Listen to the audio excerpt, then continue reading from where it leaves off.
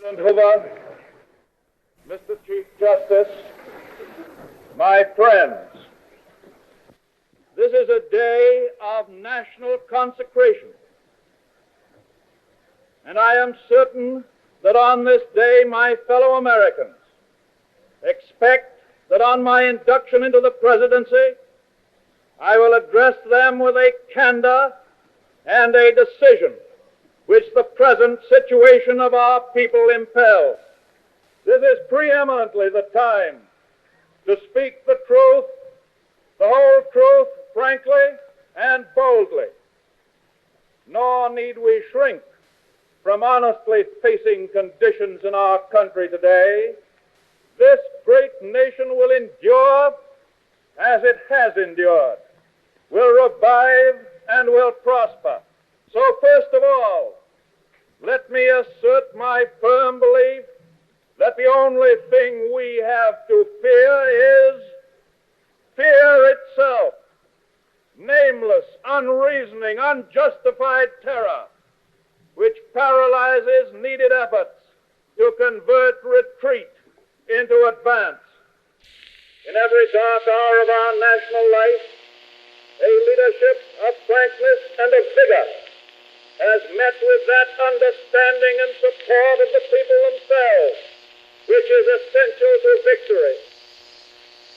And I am convinced that you will.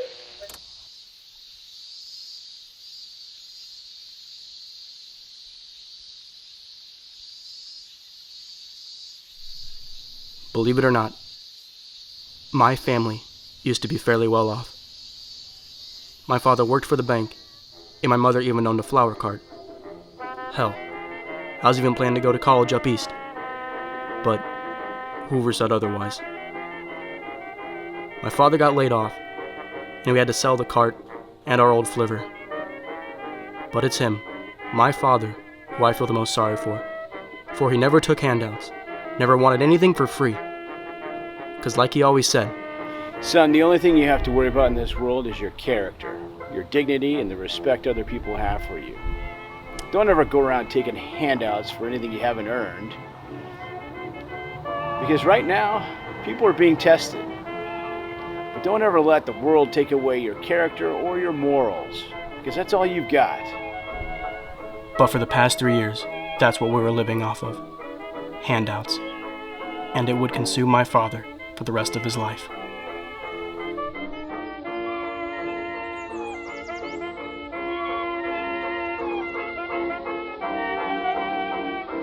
But by 33, it had become unmistakably clear to me, despite my parents' best efforts to tell me otherwise.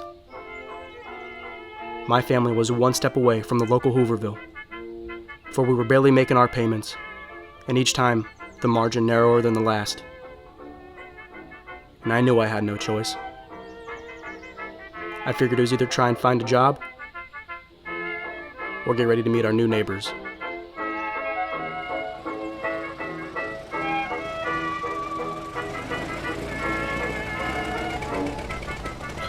Except finding a job was nearly impossible, especially with everyone being so desperate for one.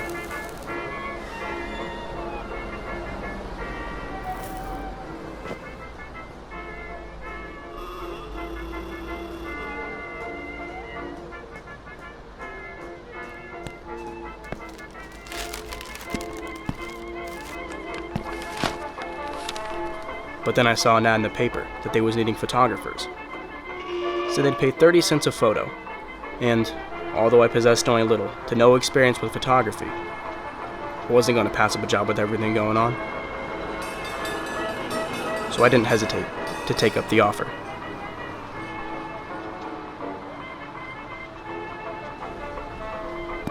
First thing they did was give me a camera, 3 rolls of film, and my first job.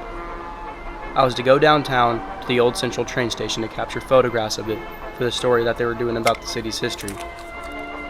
And, gotta admit, I was hoping for something more thrilling, more exciting. But I suppose beggars can't be choosers, can't they? I figure it's still better than breaking my back in the dead wasteland of dust and heat like they are out west.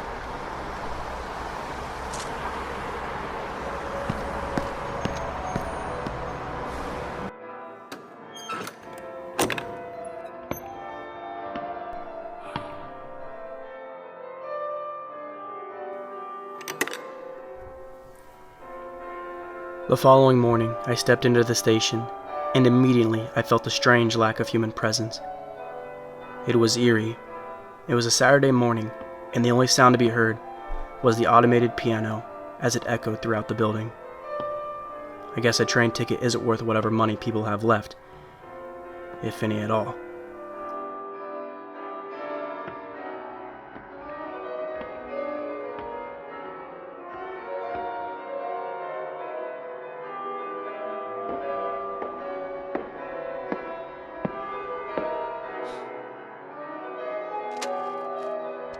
The eerie atmosphere only encouraged me to get on with it, which I did.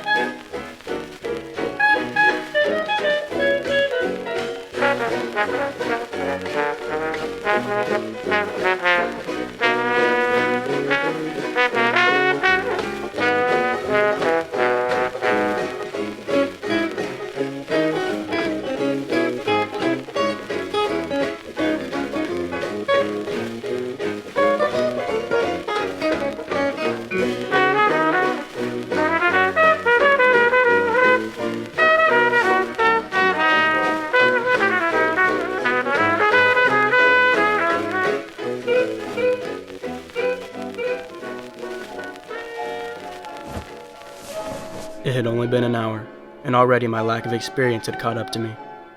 I ran out of film, and I didn't know what to do.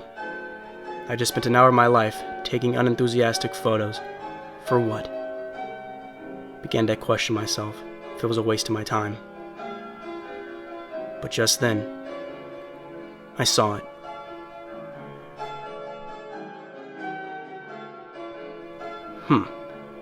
That's strange. Somebody must have forgotten their briefcase. But who? There's nobody here. How could somebody leave behind their livelihood like this? Especially in these times. I should probably turn it in.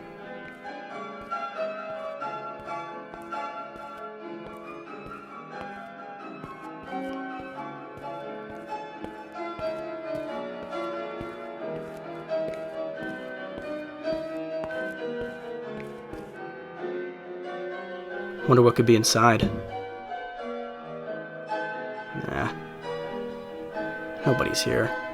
Little peek never hurt nobody.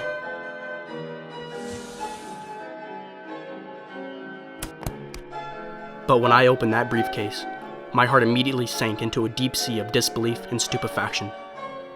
There must have been close to $500 inside that briefcase. That kind of money could help pay for my school, help pay my parents' bills. So many thoughts were rushing through my head. But no, I had to turn this in, especially with this kind of money. Or did I?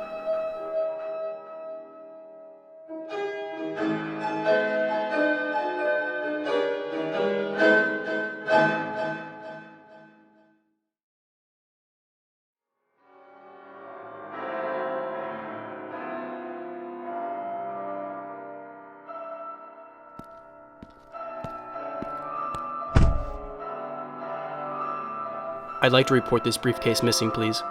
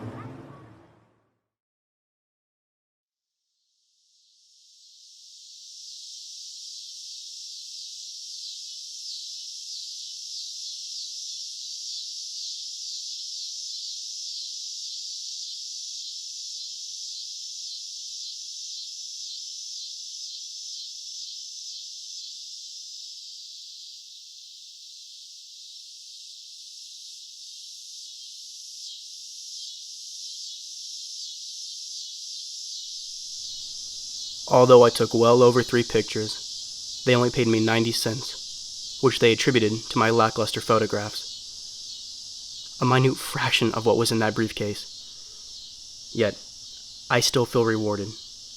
Perhaps not with money, but with the test of my character, which I thought I had passed.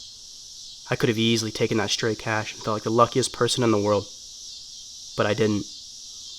I didn't take something that I didn't earn. I didn't take the easy way out. Because I made a choice. A choice to keep my character and my dignity, and not the money. Because after all, like my father used to say, the only thing you have in this world is your character and your dignity. And I now understand what he meant by that.